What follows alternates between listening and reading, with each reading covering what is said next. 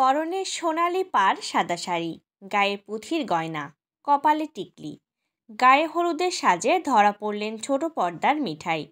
সৌমিত্রিষাকে ঘিরে তখন হলুদ শাড়িতে সেজেগুজে দাঁড়িয়ে মহিলা মহল।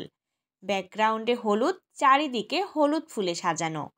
সকলেই অভিনেত্রীর গায়ে হলুদ লাগাতে, স্নান করাতে, উলুধ্বনি দিতে ব্যস্ত।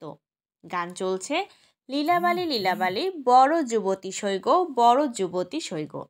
সোশ্যাল মিডিয়ায় চোখ রেখে অনেকেই এদিন সৌমিত্রিষা কুণ্ডুর গায়ে হলুদের ভিডিও দেখে ফেলেছেন, যার ক্যাপশনে নিমন্ত্রণ জানিয়ে লেখা হয়েছে, গায়ে হলুদের পর্ব শুরু, বিয়ের লগ্ন একটু পরেই। আমন্ত্রণ জানানো হচ্ছে সকলকে, সপরিবারে উপস্থিত থাকবেন। আর এটা দেখে অনেকেই হয়তো চমকে উঠেছেন, সত্যি মিঠাই সৌমিত্রিষার বিয়ে নাকি? না, সরাসরি সৌমিত্রিষার বিয়ে নয়, পাত্রীর নাম এখানে দেবী, তারই বিয়ে তোড়জোড় চলছে। হ্যাঁ, ঠিকই ধরেছেন, এই দৃশ্য সৌমিত্রিষার নয়, তার প্রথম ওয়েব সিরিজ কালরাত্রির ফার্স্ট ভিডিও।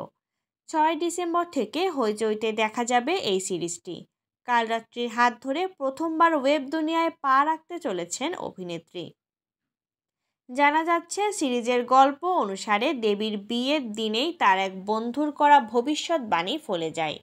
বিয়ের পরদিনই মারা যায় দেবীর স্বামী, আর তারপরই তার জীবনে নেমে আসে চরম অন্ধকার। এরপর কি ঘটবে দেবীর জীবনে? মূলত মার্ডার মিস্ট্রিকে নিয়েই তৈরি হয়েছে এই সিরিজের গল্প। রয়েছে আরও নানান জটিলতা, রয়েছে টান টান উত্তেজনা।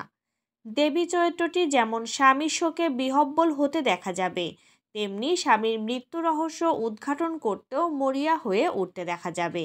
এই সিরিজটি পরিচালনা করেছেন অয়ন চক্রবর্তী, যিনি কিনা এর আগে নিখোঁজ সিরিজটির পরিচালক ছিলেন।